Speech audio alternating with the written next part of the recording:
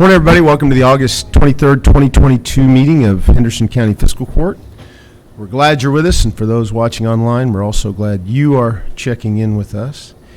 We'll start, we always do, with an invocation, so if you'd please stand and join me in prayer.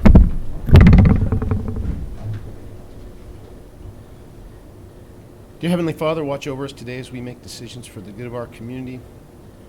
Watch over our team at county government, all our friends and colleagues. Please watch over our first-line health providers as they continue to deal with the pandemic. Watch over our men and women in uniform, both here and abroad. We ask these things in Jesus' name. Amen. Amen. Please join me in the Pledge of Allegiance. I pledge allegiance to the flag of the United States of America and to the republic for which it stands, one nation, under God, indivisible, with liberty and justice for all.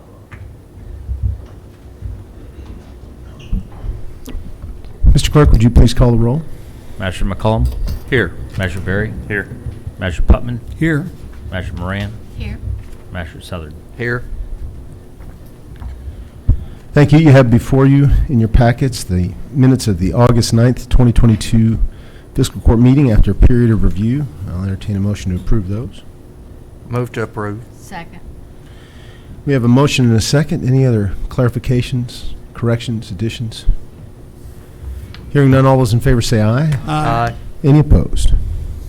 Okay, we've got a busy agenda today. I'm going to start off with Amanda Hardy from Cooperative Extension Board, who is presenting the extension's 2022-23 tax rates. Good morning. Good morning. Well, we have met and we have taken real property at 3.40, tangible personal property at 4.41, and inventory at 4.41. And the board elected not to take optional taxes, which would be your aircraft, your documented watercraft, and in-transit inventory. So those were not taken. Any other questions? But this is basically same year over year, just about. Yes, Yeah. yes, a repeat. Yep. Any other questions of Amanda? Motion to accept that into the record. I move that we accept it into the record. Second. Mr. Moran, is your It is? okay? Sorry. So we have a motion and a second. Any other questions? All those in favor say aye. Aye. Any opposed? Thank you very much. And next, Shannon. Is Shannon Sanford, please, Public Library, please come on board. And you're also presenting your tax rates.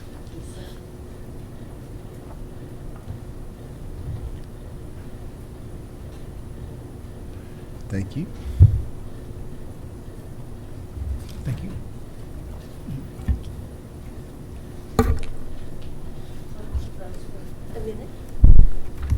Good morning. Good morning. Good morning. So nice to be here. I look forward to this, so thank you. The Board of Trustees met on August the 11th to set the annual tax rate. We will be accepting the compensating rate again this year. Real property 11.4, personal property 14.65, motor vehicle 2.3. Regarding the optional taxes, the board voted not to take the aircraft tax, but we are collecting the watercraft and in-transit inventory tax. So the library is proposing the compensating rates. Any other questions? Member compensating rate is an estimate designed to produce a similar amount of revenue year over year for a government entity. So, need a motion to accept those in the record? So move. Second. Motion and a second. Any other questions of Shannon? All those in favor say aye. Aye. Any opposed? Thank you. Also want to just give you a few updates if I can. Sure. The library did do a new strategic plan last year, and Brad, of course, he sat on our steering committee. He brought a lot of different insights, so thank you so much for that. Over the next 5 years, we will be focusing on engagement, programming, communication, and customer experience. Our makerspace is going to actually be opening real soon, programming as far as introduction, how to use it, things like that. That is set for September. And we received a $70,000 grant from the state library to offset the cost of building a new bookmobile. So next year we'll be rolling out a new bookmobile.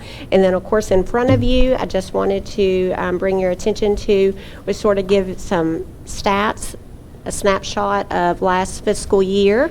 I'm happy to report that library visits surpassed pre-COVID numbers, and circulation is right there at its door, so that should be happening really soon.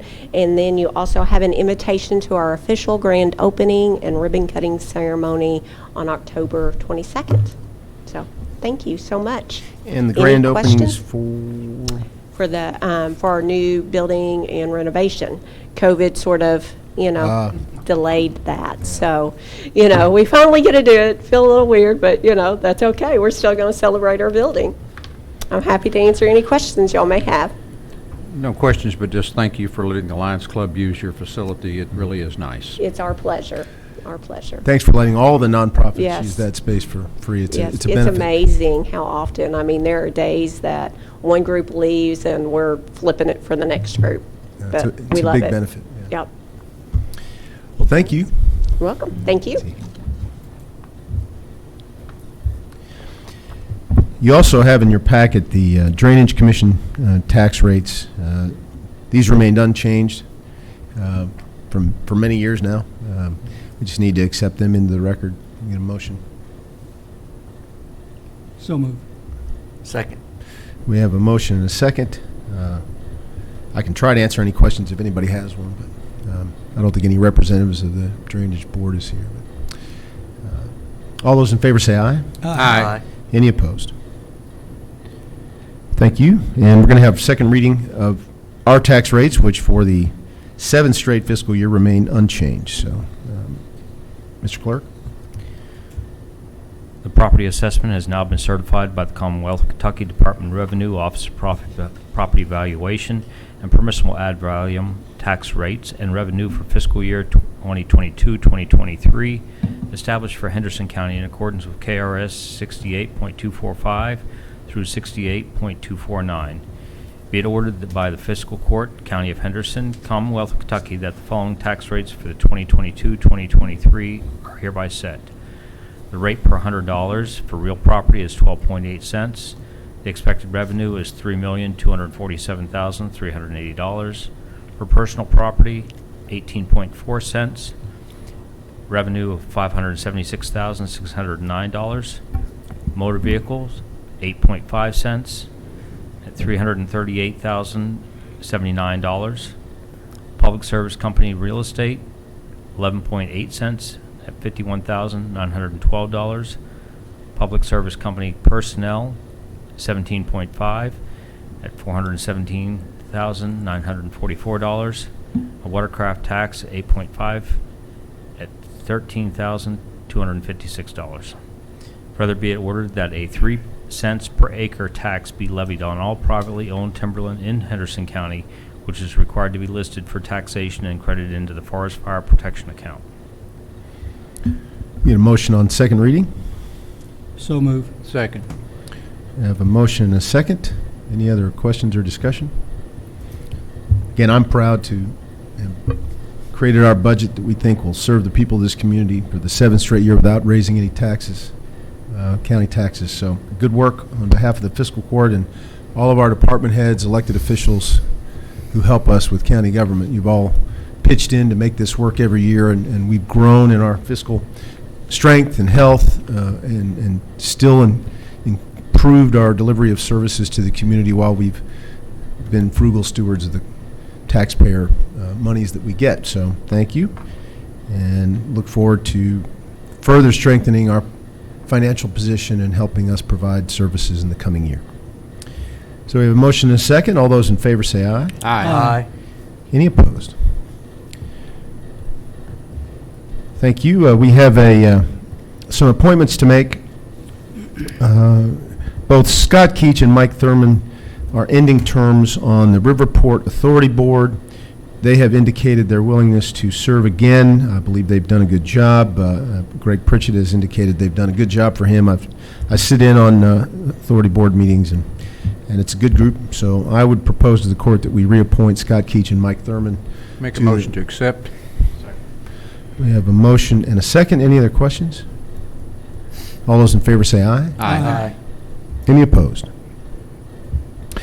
We also, as you are aware, need to appoint an interim jailer. Our current jailer, Amy Brady, has announced her retirement effective at the end of this month. It is my job to appoint an interim. For those of you who might not know, the new jailer will be elected in November, and that person will immediately take the job, ending Jailer Brady's current term, and then will, beginning January 1, start the new term also as jailer. So this current interim appointee will only be in the office about 2 months and 9 days, 8 days.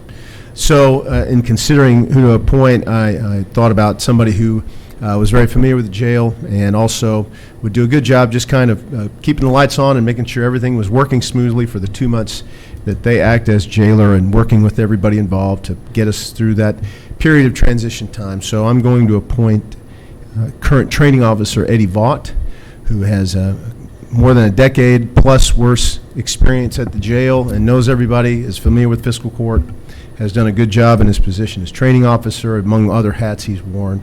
Talked to Eddie about this. He's willing to serve in this capacity for 2 months and some change.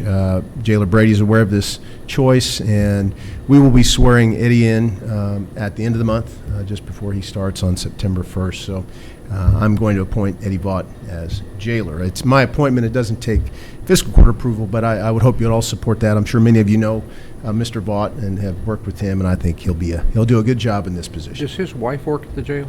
She does. Will that create problems with our ethics? I don't believe that she will be a direct report to him at all. Okay. Yeah. And that is true as far as I know. We will work with Eddie to make an adjustment if there is any conflict of interest there. And again, it's a 2-month position. So. I mean, I've always had sort of a little problem with our ethics policy with that regard. I think, Renisa, you had a little problems with that when your sister, I guess when she got elected and you were already in the position, and I forget exactly what we did, but we did something to make that work out okay. Am I thinking right? It actually,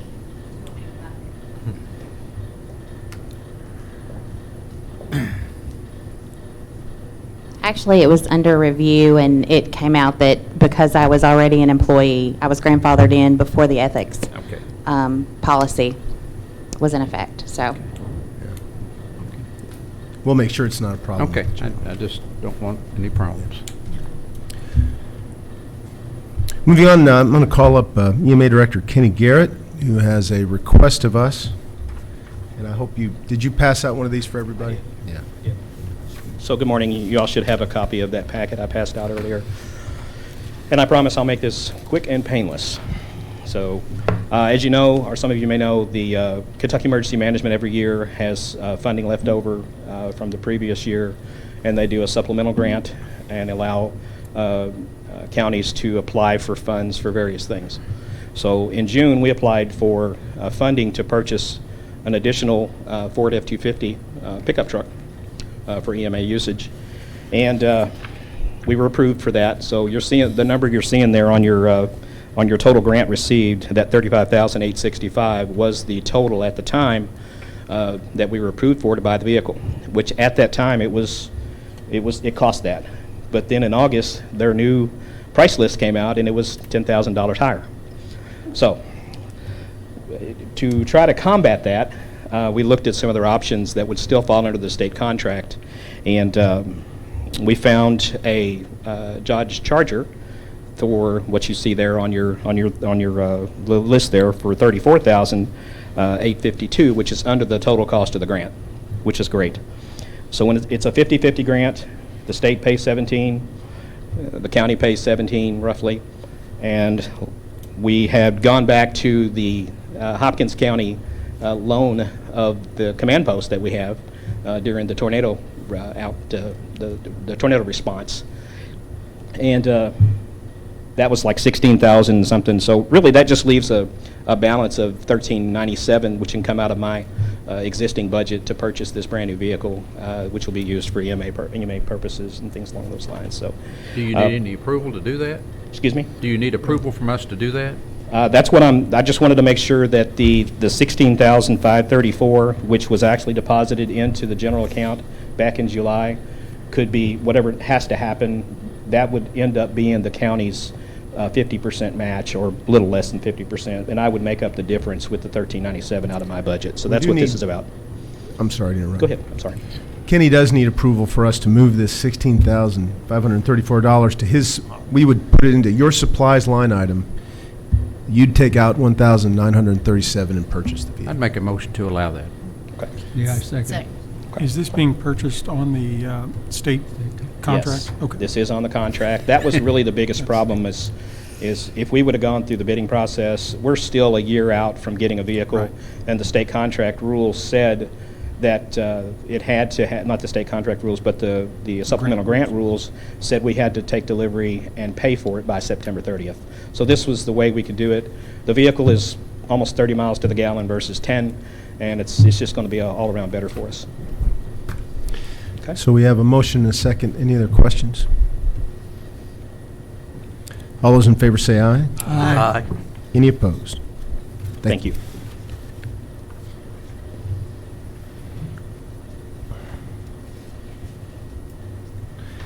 Next, you have a copy of our HVAC maintenance agreement for the Judicial Center, which expired this month. And DeBra Kemple, who we contracted with, has an option for an extension through January 31st of 2023. If we decided to bid it at the end of that option, we'd have time to do that. DeBra Kemple has done well. I was thinking James was in here earlier, but DeBra has done a good job. Is he standing right there by chance? It's on the phone. James, would you mind coming up and talking a little bit about the HVAC contract over the Judicial Center? I just told the court that we think DeBra Kemple has done a good job for us. For instance, and even with extra work, they helped us rig up the HVAC for the coroner's new office and did a good job, expedited job. But I'd like your recommendation about whether to continue with DeBra Kemple through the option period here into January. Are you satisfied with their work? Extremely. I would keep them. I mean, it's anytime that I have any issues, I call Daniel and he takes care of it. Yeah. And half the time I don't even know he's here. He gets here, he does his thing, and goes on. So I would propose to the court that we exercise this option through the end of January 31, 2023, and as we get closer to that, if there's any reason we see to bid it out again, or we want to bid it out again, I think we'll have to bid it out again probably. We can do that. I'd make that motion. Second. Yeah, we motion a second to extend the contract through this option through January 31, 2023. Thank you. Any other questions of Board James? All those in favor say aye. Aye. Any noes? Okay. Next, Kendra Strawn with the Animal Control Report. For those of you who are not on the City County Co-op group, we had a good long discussion yesterday about a lot of the concerns and information requests we've had lately in court. Kendra, and remind me your associate who came with you that day. Stacy Crooks. Did a good job working with us, answering questions. I think we have a path towards some good plans that we'll be reviewing as a City County Co-op in October, in our meeting in October. And I think we'll, after that meeting, Magistrate Moran and Magistrate Putman, I think we'll be confident we can bring some good information back to the court. In the meantime, you have your current review, and I'll turn it over to you. I just appreciate Kendra, you and Stacy, because I know that was a long and a lot of questions were asked and answered, so I appreciate what you've done. Thank you very much. No problem. Anytime there's any questions, please let me know. I'm happy to answer them. On that, the city county tags, we decided to postpone that till October, correct? I think that's what I got out of that meeting. So we'll table that. This month we had about 25 strays come in. 11 of them went back to owners. 33 were adopted, 4 were taken to rescue. We had about 83 animal control calls last month, which were down a little bit, which is helpful, and less strays coming in, which is good. I know the financials, the first set of financials that were sent were incorrect. It was Amber's first time, so she had corrected them and resent them. They look like we're $11,000 in the hole, but it's because we do not have a city contract yet. We have not had a check from the city in 2 months, and we have not had the contract yet. My understanding from Buzzy is they're supposed to do that today. Okay. So hopefully that happens, but in reality, we would be $100 in the positive if we had those 2 checks. So other than that, I mean, thank you guys for having the conversations yesterday. I'm always open to open dialogue, and if there's any questions ever, please let me know. And you did relay the information to us yesterday that the director that you hired a few months back is not going to work out. And yeah, so her daughter has been in the hospital in Indy for months and months and months, and her health is not much better. She's still in the hospital. So we made it a joint decision to kind of part ways. She knew she couldn't do the job from there, and so I am interim for now. I know. Luckily, I have a job that's flexible with me and will allow me to kind of come and go from there. Stacy's there a lot, Emma's there a lot, so we have a lot of good board members that have been around for a long time that are there most of the day. So we're confident. We have 3 animal control officers that are pretty good right now, and some staff that's been there for a while. So yeah, and you're in the process of looking for a new one. yes, I have 2 interviews set up next week. Yeah. So can you remind us who's on your board, please? yes, I am president. Emma Todd is vice president. Stacy McCord Crooks is the secretary. Drawing a blank. Amber Hertigan is our treasurer. Teresa has fallen off as treasurer, but she's still helping Amber. Adrian Garber, Dawn Crowder, Courtney Gibbons, Sean Wilder, Simone Heckler. Okay, thanks. So Teresa's still on the board? She is not, but she is supplementing, yes. She's helping Amber. Teresa's been our treasurer for 9 years, I believe, 9 or 10 years. So she's been around a long time. So she's holding Amber's hand in the process. I thought you just said that Teresa's been their treasurer for 99 years. 9 to 10 years, yeah. sorry. It probably felt like dedication. Yeah, I'm sure it did feel like 99 years for Teresa, yes. Any other questions of Kendra? No. Thank you, Thank guys. you very, very much. Thank you.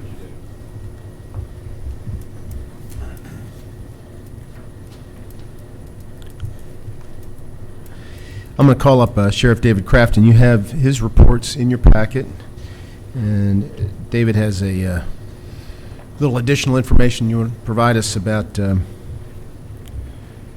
It's surplus property. Yes, sir. Surplus property. It was voted on back in June, and there were 3 vehicles listed on the form.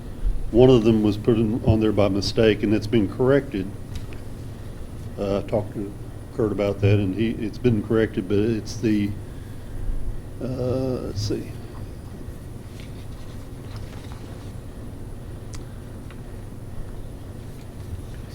He put a 2012 Dodge Charger on there with a VIN number of a vehicle that had already been sold, and he's corrected that with another 2012 Dodge Charger of the correct VIN number that is the vehicle we need to surplus and sell.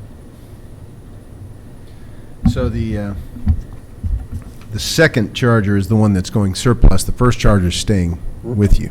The first Charger had already been sold. Okay, gotcha. Oh, gotcha. Yeah. Okay. Does anybody have any questions about that?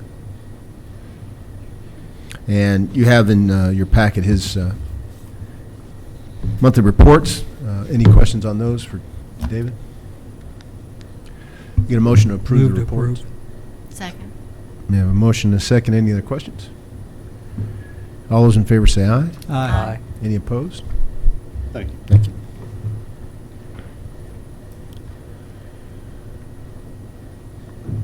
Also, we have the sheriff's franchise tax and oil tax settlements. David, anything to add to that? We need a motion to accept those. So moved. A motion and a second. Any other questions? All those in favor say aye. Aye. Any opposed? Next, Renese Abner.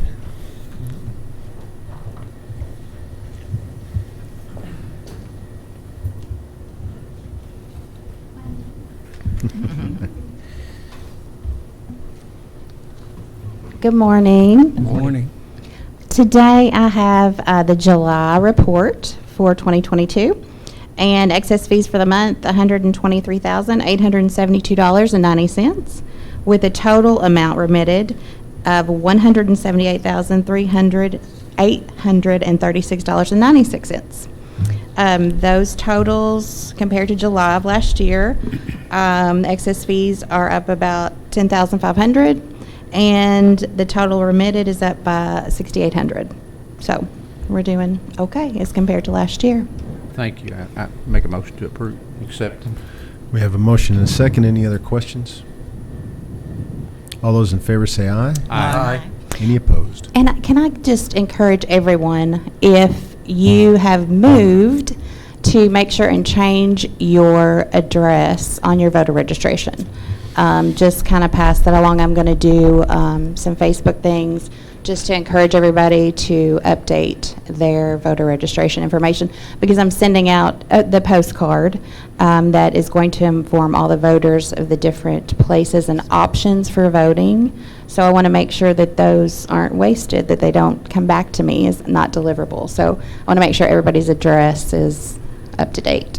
So if you pass that around to your people, friends, and neighbors, and I'm going to try to do a good job of getting that out, so Good deal. ahead of the mailing. So And anybody watching on via YouTube this afternoon, please check that. yeah, And okay. You can call the county clerk's office to double check and see what you need to do Yes, anytime, right? yes, and also you can do it online. Got So, it.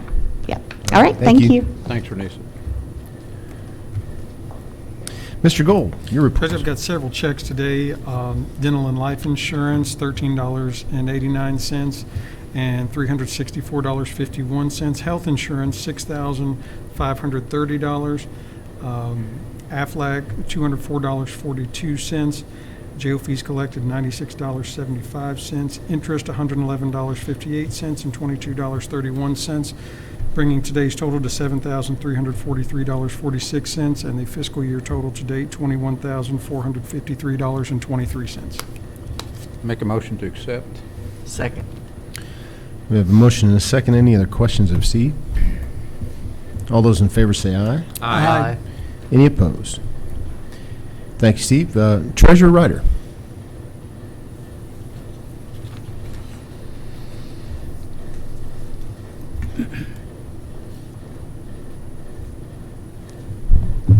Okay, you have received a copy of a budget, an appropriation transfer, as well as a cash transfer. Did you want to explain some of this, Judge? On the transfer page, you see the transfer of ARPA funds to the road fund in the amount of $1,089,900.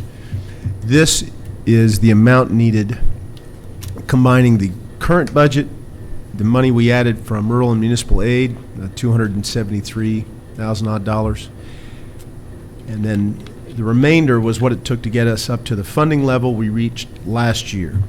That's what the $1,089,900 is. Now, I know that Master Southern has proposed an additional $500,000 in order to compensate a bit for inflation, so that we actually do end up blacktopping the same number of miles at least that we did last year. We didn't include that in this total because I wanted to have a discussion, see if anybody had any more comments, and give Master Southern a chance to explain his thinking.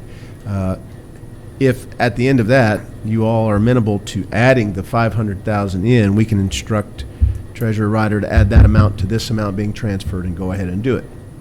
So with that, I'll turn it over to Master Southern. Anything you'd like to add? Did I characterize your request accurately?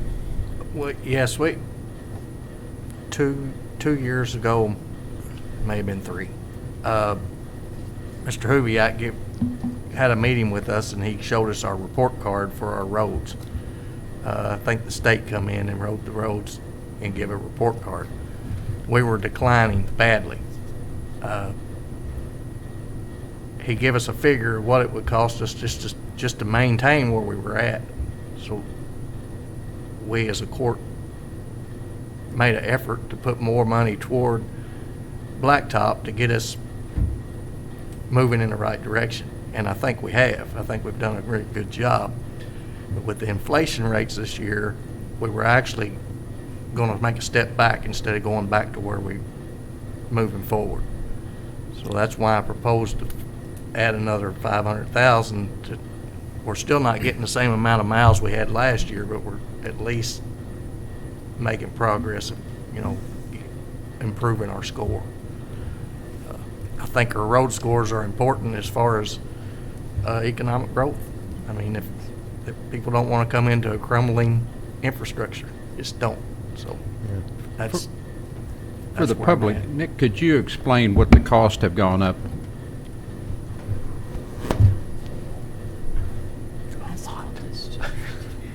All right. Last year, the contract price for asphalt in place was around $51 a ton. That was in place contract price. This year, the price was $82.50. So we went up 46 or so percent, give or take a few. What that did was that took our miles of paving from like 21 down to about 12. Adding this extra $500,000, we're able to bring up around 17, 18 miles. That still doesn't put us in the same ballpark, but we got some crazy good prices last year at $51. Mm-hmm. You know, from what he's saying is trying to get our report card back up. You know, we may, you know, get together and talk about, you know, what we may do in the future for paving roads, how we can make, you know, rather than doing the worst first, you know, attitude on paving, which roads are first, which ones are worst, we're going to pave. Well, as sooner or later, as cost goes up, we're not going to be able to keep up.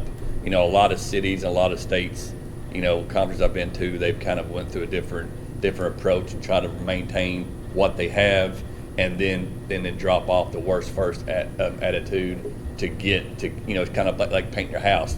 Do you wait till your house is completely paint chipped off and the wood's rotting before you come back and replace the wood? That's essentially a road rebuild, right? Well, if we can keep surfacing the road with cheap alternative surfings, either with surface coats, with chip and seals, with scrub seals, like that, to keep the actual degradation of the road under key, then you know we can pick up and won't have so many roads that are bad.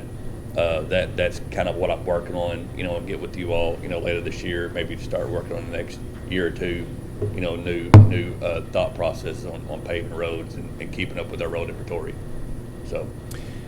And I think that's good, because we all know that these ARPA monies will go away. You know, we're the $1,089,000 plus potentially $500,000 more are all coming out of our ARPA funds, and they're finite. And so when those are all spent, we'll need, you know, flexible strategies, imaginative strategies, outside the box thinking to keep doing the best we can on our roads. So I appreciate that.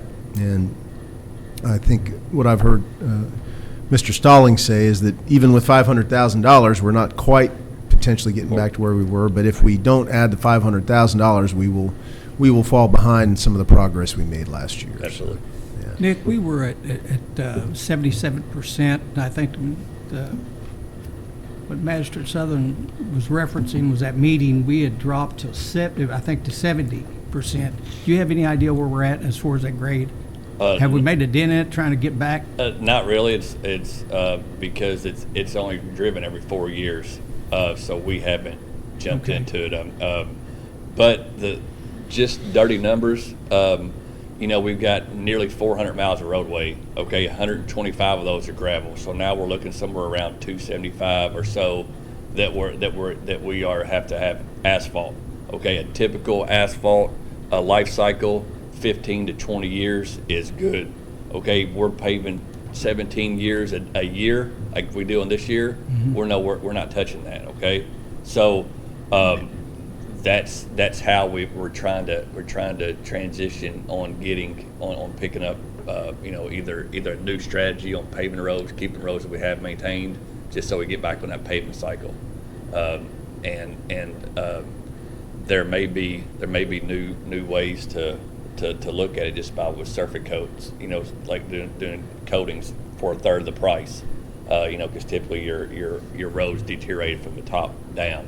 They fail from the bottom up, base failures, that kind of thing. So if we've got good roads, good solid base, it's just the weather.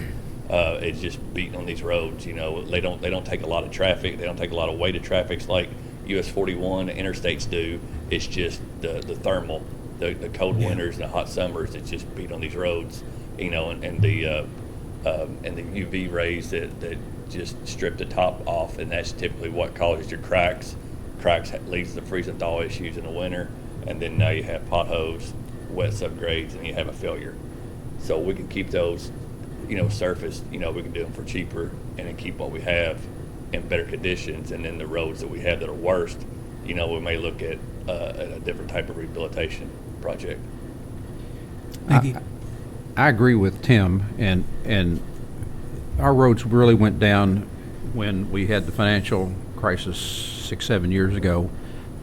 And unfortunately, the only place that the fiscal court has to draw money from, particularly unless the sheriff and the clerk and the jailer and everybody, is the road department. And I think that's where we pulled a lot, didn't buy equipment, didn't do stuff, and we're trying to catch up.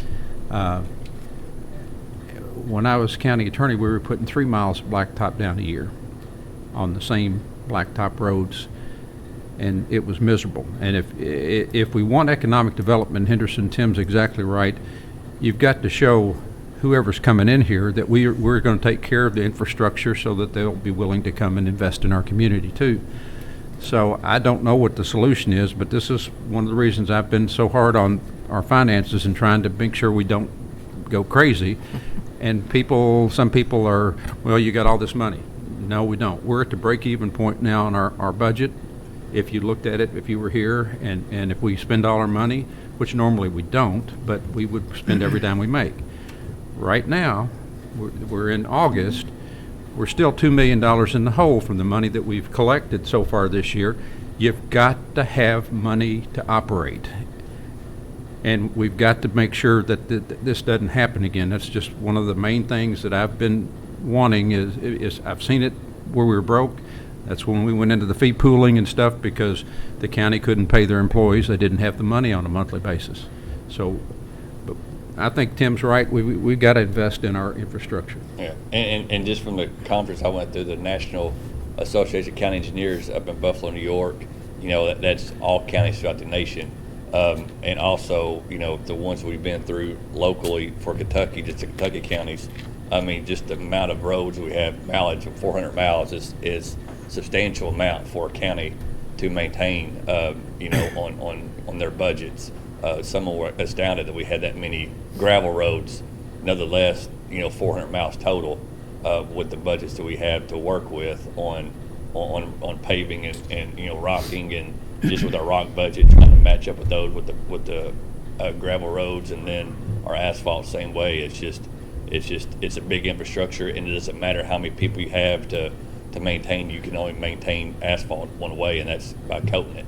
It's going to deteriorate and break down just with everything does in the summertime and the wintertime. It eats on the asphalt, and there's really no way to combat that rather than find out easy, cheap ways to coat it. So it's sunlight, oxygen, and water. Yep, exactly. The things we have to have. Yep. So, well, it is, and that's what destroys it. So you've heard some of the background, and if it pleases the court, we can go ahead and vote to add $500,000 into the amount we're transferring here. I'd like to point out I don't have any roads, but I'd make the motion to do exactly that. And I don't have any roads, but I'd second. Well, I take that back. I got You roads. gotta have I got a road. roads. I got roads. So we do have a motion and a second to add $500,000 to this transfer of ARPA funds to the resurfacing blacktop line item in the road fund. Any other questions? All those in favor say aye. Aye. I'd now make a motion to approve the transfer with the amended money. Second. We have a motion and a second. All those in favor say aye. Aye. Aye. Any opposed? Thank you, Brenda. I have Thank one you, more. Nick. I have one more, and this is a mistake I made, and I apologize in advance, but I do have an ask of the court. when we were budgeting, it was my intention, because of inflation, especially fuel prices, especially diesel prices, to increase by $1,000 each the amount that we give to volunteer fire departments and the City County Rescue Squad, from $10,000 to $11,000. You remember that conversation? Yep. Somewhere that was miscommunicated to Brenda, or I didn't, in my counting of how much money that would be, I forgot about the City County Rescue Squad, which we had given money to last year. So when Brenda is preparing to write all those checks, it came out $10,000 for all 10 volunteer fire departments and the City County Rescue Squad, and a little bit of money we give to the pool fire department, which matched the amount we had budgeted, but it was only for 10 and not 11. So I am humbly asking the court to move $11,000 from contingency to the volunteer fire department line items to add $1,000 to each. Is that your motion? Yes. I'll second it. Well, I can make the motion, but I would. I'll make the motion. I'll make the motion. Okay, so thank you. Again, mea culpa. But our intent was to help them with these inflationary times, as we all understand, with a little bit of gas money. So we have a motion and a second to transfer $11,000 from contingency to the volunteer fire department and rescue squad line items to fulfill our intent, my intent anyway, when we budgeted. So we have a motion and a second. Any other questions about that? And again, I'm sorry for that misunderstanding. All those in favor say aye. Aye. Aye. Any opposed? Thank you. Now, after all that, Brenda, you go to your normal report. Okay, you have received the copy of your claims that are being paid today. Also, your bank balances after paying these claims. You've received that, and the day-to-day appropriation line should be at approximately 16%. I do have additional claims. Okay. From the general fund to Magistrate Southard in the amount of $656.25, to Magistrate Berry in the amount of $845.25, to Magistrate Moran in the amount of $633.99. This is all for reimbursement of training and is to come from the reimbursement coming from the Fiscal Court Conferences and Training Appropriation line. Also from the general fund to Don Franklin Auto, $113,985. This is for 2022 Dodge Durangos and is to come from the Sheriff's Vehicle Appropriation line. These are budgeted. From the jail fund to Precision Air Care LLC in the amount of $3,875.29. This is for HVAC service and is to come from the Equipment Repairs and Maintenance Appropriation line. From the jail fund to Republic Services in the amount of $805.92. This is for September service and is to come from the Contracted Services Other Appropriation line. I would make a motion to accept the transfers as amended. Second. Well, these are claims. Claims, I'm yes, sorry. sir. Second. We have a motion and a second to approve these claims. Yes. Any other questions? All in favor say aye. Aye. Aye. Any opposed? Thank you. And just to clarify something that Magistrate McCollum pointed out, just so don't want anybody to misunderstand, when he said we're $2 million in the hole, every July, August, and into September, we have kind of a shallow period of income revenue, tax revenue. So we put back around $2 million, kind of mentally, we put back $2 million in our reserve to handle ongoing expenses in that first quarter when tax revenues are light, and then in the fall when property tax revenues begin to hit, we get whole.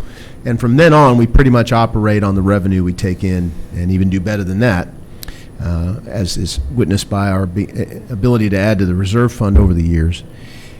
But you have to have the $2 million in reserve to carry you through that first quarter. And 7 years ago, when the county got in a very bad way financially, that was what hit them. The first three payrolls of that first fiscal year, the first quarter of that fiscal year, I think 2015, they did not have enough money put back to meet basic expenses. And they had to borrow money from the reserve of the jail fund and have furloughs to reduce costs in order to make payrolls those first couple months. And of course, when the tax money finally came in October, they were able to ease those measures. But one of the things we determined right away when I took office is we weren't going to let that happen again. And it hasn't. It hasn't been an issue because we've been able to manage our money well enough to have that reserve. So every first quarter of every fiscal year, we dip into reserves a bit to have operating capital, operating funds, but then it corrects itself in the second quarter and beyond. So thanks for pointing that out. Well, it is so important, and you got to have it, and 2 million may not get it. And if we were to have a tornado, I'd say our EMS people are gone, or something like that, emergency, if you don't have the money, you don't get the FEMA funds, you don't get the reimbursed. People just don't realize how important it is to have this money. And I've had people out here saying we need to reduce taxes and we need to go buy the moon or something. And you don't. I want us to stay financially responsible. If you don't, you're in terrible shape. That court, the bank had to hold checks because they wrote checks they didn't have money in the bank to pay for. Mm-hmm. I don't ever want to see the county be in that kind of shape because whenever you're in a financial situation where you're operating from one catastrophe to the next, you make bad decisions. This group has done such a good job managing our money, and we've made good financial decisions. We wouldn't have been in a position to help Pratt, to get Pratt here. We wouldn't be in a position to get these new jobs. I'm just proud of Henderson and what Henderson has done in this time period, but it means being financially responsible and doing our job. And I hope you all get back in here because I think y'all have done a fantastic job. We were in training last week, and they were disaster. That was talking to some of the disaster counties. You remember what county that was, Dan? I know what you're going to say. Hopkins County. I think it was Fulton, or not. Graves and Eulenberg. Maybe down around Mayfield, that area. Yeah, I it can't was remember. Fulton. Yeah, we were talking to. And they had to borrow $2 million because they did not have the money to do spent what all they had, just to get the necessities that they had to have. I don't want people in our county to have to wait on us to get a loan and to help when it's needed. And they won't have to. It's inevitable. It's going to happen here someday. I mean, it's not if, it's when. Yeah, and I think Magistrate McCullum hit a good spot there when you mentioned tornadoes. We're kind of still in that area. That we could be hit. We've been blessed not to be bothered with any of that stuff. But to get the FEMA money, you got to be able to survive because it takes a year or better to be able to get your hands on that FEMA money. And it's reimbursement money. It's reimbursement money. You got to spend it to get it back. So when I was county attorney for the first, I'm going to say 12 years, we didn't get one dime back. Because we didn't ever have the money to spend to get up front to get the money back. We didn't have chains on our trucks. We didn't have. I like where we are.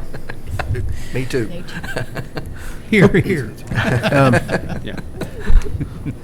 If nobody has any old business, one thing for good of the county I'd like to throw up front is you remember last meeting we approved some. Recertifications of some conservation ag district acres. We've received notice from the Conservation District that there was a change to the last district the court certified and wanted to make everybody aware of it. Mr. Clerk, are they adding some acreage to that certification? What did After they had sent up the certification process, they had found that there was an actual 58.5 additional acres that needed to be added onto that was overlooked because of property exchange and Do we everything. need a motion for that? So we just need to recognize and approve their addendum. I'd make a motion to do so. Yeah. Second.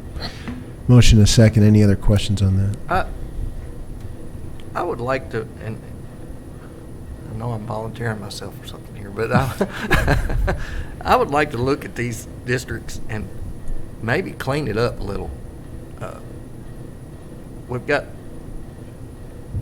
when it was laid out, it was pieces of property sold, and other people took on the, well, I'll take that tax, you know, because they broke off a lot for their kid or whatever. And now it's sold, and there's people that live on the ditch that don't have to pay a tax, but then there's people that live away from the ditch that do it. I would like to look at cleaning that tax. This is the ag. These are the this ag is the ag districts. districts. Just the ag. Not Okay. district. Not drainage. Yeah, not Okay. drainage. That ditch thing is, you're right, and it needs some work. I was gonna say, that being said, that project does still need to be done. Yeah. And it's, And- hope you can chew it up a little at a time, because it's And- big. Yeah. And Steve, is it primarily the Drainage Commission's job to do that?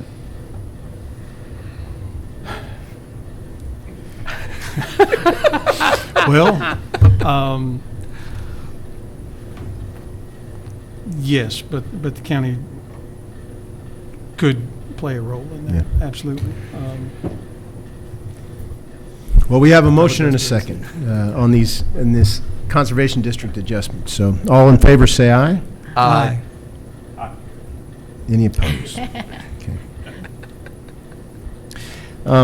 Judge, I think just for clarification on that, we lost, I think they lost the certification because it went something like 5 years and nobody had done anything with it. So they had to go back, regroup, get all these districts in and the land involved in it. And I can see maybe why it had been so long and they kind of missed that. So, anyway. I'm sure. Thank you. We can do a good of the county, but we are about to go into executive session. We don't anticipate a vote coming out of this executive session, but is anybody else have anything good of the county? Yes, sir? To be on record and all, I made a small boo-boo a while ago with the dirty numbers. They're a little too dirty. All right, we have roughly 275 miles of asphalt roads. A typical asphalt is if you got 15 years in it, you're good. Okay, to be a 15-year paving cycle, we've got to pave around 18 and a half, 19 miles a year to stay on that cycle. So last year we gained in that report card. Mhm. This year, without the 500,000, we would have dropped down. That's essentially, a roundabout way of saying that, yeah, we would have dropped down. We brought $500,000, so we're somewhere around 17 and a half miles we're paving. We're not quite there, but we're basically on target. So as you can see, as prices go up, asphalt goes up, inflation happens, we're not going to be able to do it. And you were saying the ARPA money, going away at some point in time, we're not going to be able to maintain the payment cycle that we should have. So that's why I've kind of looking at these new options to maintain what we have cheaper and more cost effective than just total rebuilds. So we could possibly be pecking away at that, getting back up towards that 77 and higher. Yes. So that's good news. Thank you, Nick. All right. Thank you. Nick, you also had something you wanted to bring up about your, there's a contract, wasn't it, with Cytex you wanted to bring up? Yes, but what we're going to do is go back. We're going to go back for bids for that's for our mats, shop supplies. We do that and it's minimal. It doesn't meet that threshold, but our Cytex is coming up for bid for due again. So we're going to go out for bid and try to get see what prices we got out there before we commit. Gotcha. And make sure to bring that to court. Absolutely. Yeah. And if there's any termination or automatic renewal in the existing contracts, you want to make sure to put them on notice.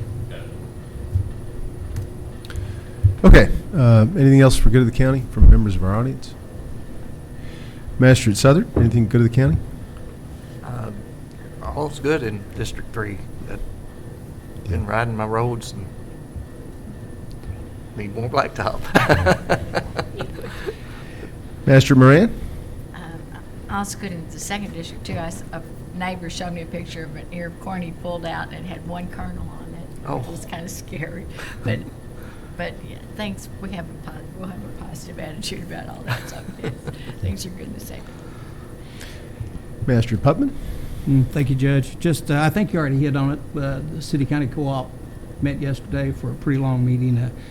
Main discussion was about our animal control and the Humane Society, and what kind of plans going forward that's going to look at.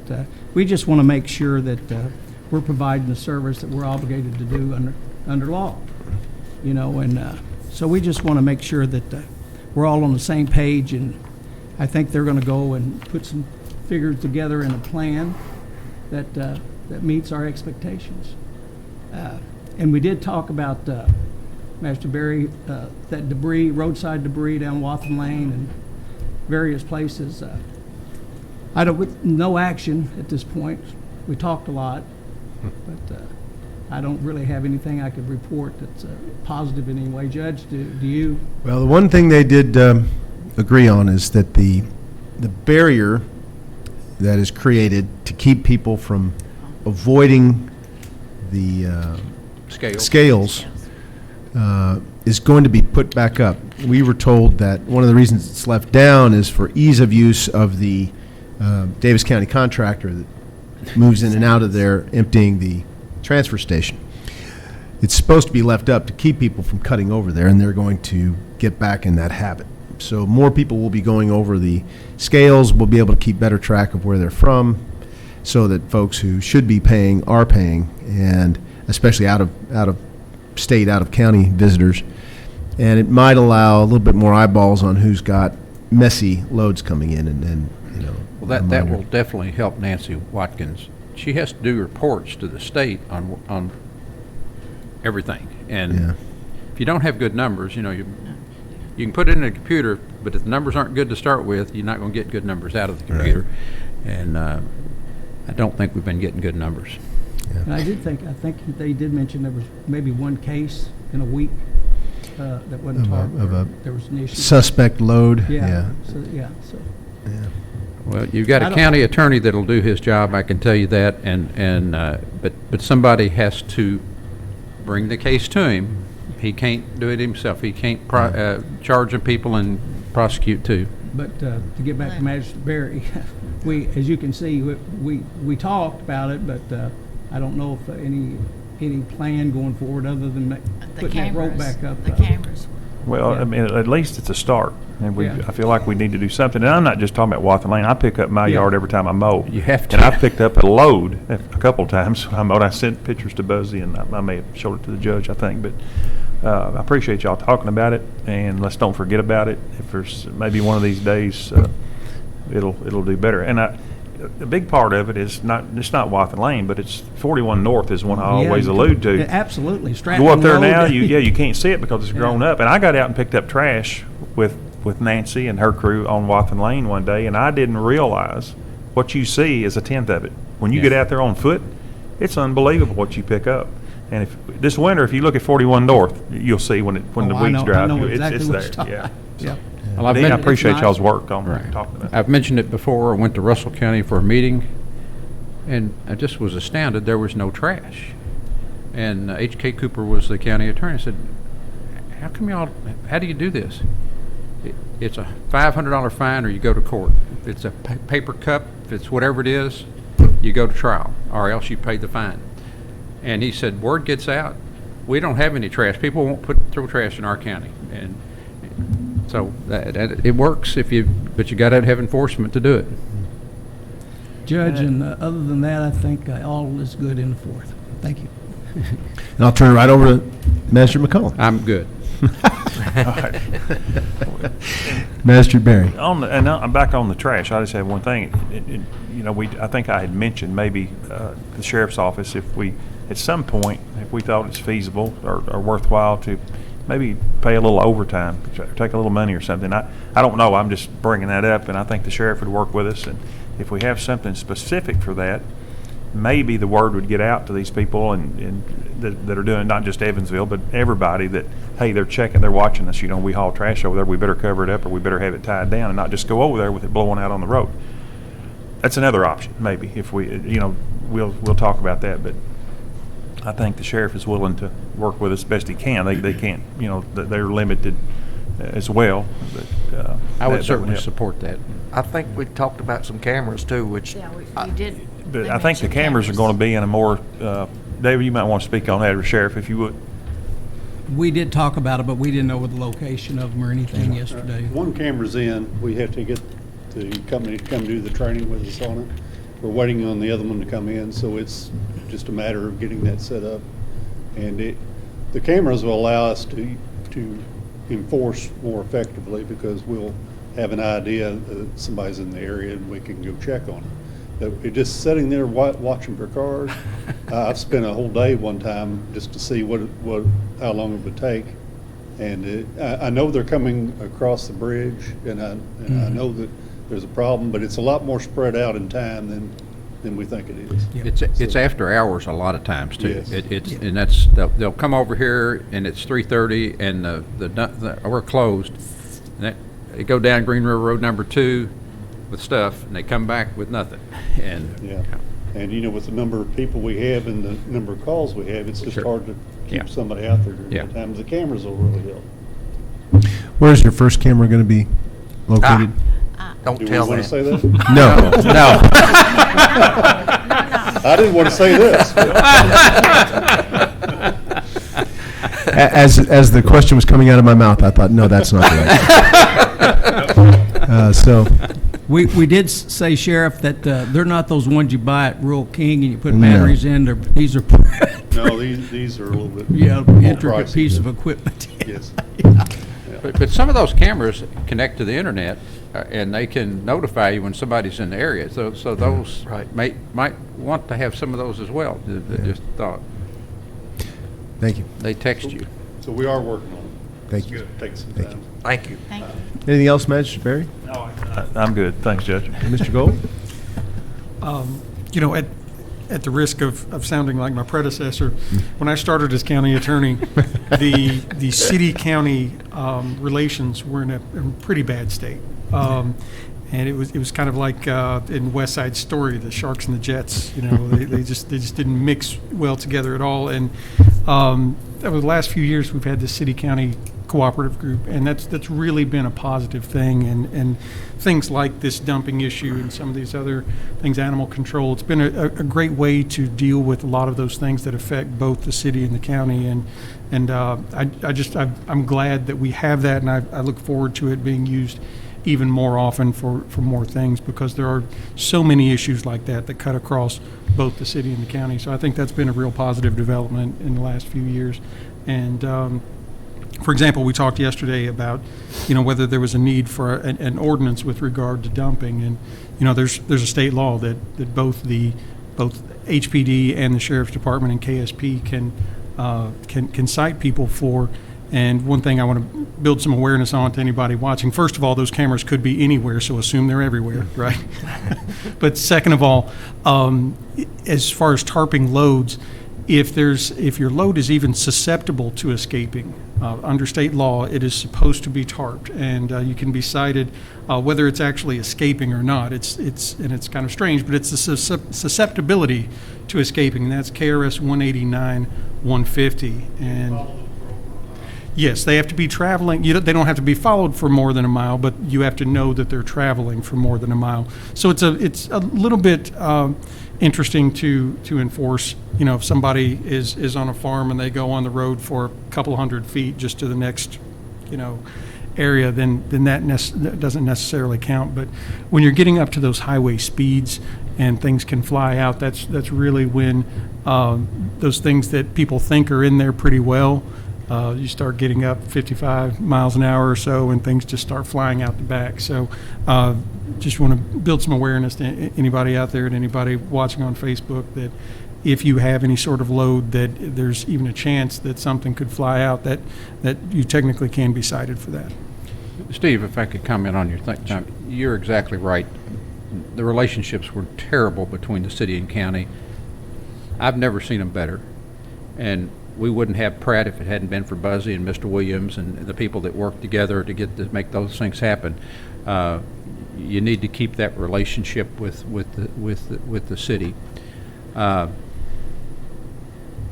another note, though, I talked to the jailer yesterday, and we've got over 200 and something county inmates. Normally we were around 182, and I really would like the powers to be to consider doing that coordinating committee that we had before, where everybody sits down and talks and explains it, I mean, I can see things. I mean, I was helping a young man who was in jail. I told him to turn himself in, and he did. And, of course, he goes to court a week later, and his public defender hadn't seen him yet, so they had to continue him another week. So that means 2 weeks they've held this person in jail, when if they'd gone and talked to him, they could, I mean, he was incarcerated somewhere else, and that's why he didn't show up in court. So it's not rocket science. But everybody needs to sit down and talk to one another. I know we've had COVID and got a lot of cases that haven't been done, but we shouldn't have 200 and something county inmates in the jail, because you can't have any work program if you got the county inmates in there. You can't get this Class D felons in there. We got a lot of problems, and we got to sit down, and everybody's got to sit down and work together on this. And the only way I know is if you have a coordinating committee and work it out. So that coordinating committee was very useful. I will tell you, with regard to that, the county inmate population, the jail sends my office a list regularly of the jail population, and we look through. Now, they tag anybody as being a county inmate that is not sentenced on a felony and not a federal inmate. So what we have a lot of times are people that waiting for this. They're not kind of mired in district court where, you know, we'd be able to do some things. But when we see situations like that, we get in touch with judges and do what we can to alleviate that. But so many of them, they're people waiting to be sentenced on a felony, or they're waiting, it's in circuit court, and they're waiting for a treatment bed or something like that through some sort of diversion. A lot of times, if it's a diversion, so it's pre-sentence, right. Even that time that they're doing as part of that is considered county time. Right. It gets to be on the county's dime then. And that is something that there really should be some changes at the state level on, because it isn't particularly fair to counties to have to foot that bill for people that would otherwise be state inmates. But, you know, what we had taken a bite at that a few years ago when we had applied for the Rocket Docket grant and received that, and that was in place for about 6 months. The Commonwealth Attorney had some concerns about that, did not sign the reapplication for the continuation of the grant. This past cycle, there's a new Assistant Commonwealth Attorney, Mr. McKee, who was very active in trying to get the Commonwealth Attorney to sign off on that grant. So we did reapply. It was kind of last minute though, so we were not approved for that. We are going to reapply in the next round, which will, I believe, come up in December. So we're looking to do that, because what will happen with that Rocket Docket grant, with those individuals that we know, you know, they've got a substance issue, they've got an addiction issue, they really need to get into treatment. So the way the Rocket Docket works is that gets them in and through the circuit court process quicker, so they can get into that bed. So that has a lot of effects. Number one, you know, just from the county standpoint, it saves money on the county's dime, but there are a lot of other benefits to it as well. And when that Rocket Docket was in place, it was handling about 20% of the circuit court criminal docket. So I'm really hopeful that we can have a good application next time and get approved for that, because I think that will help that county census quite a bit.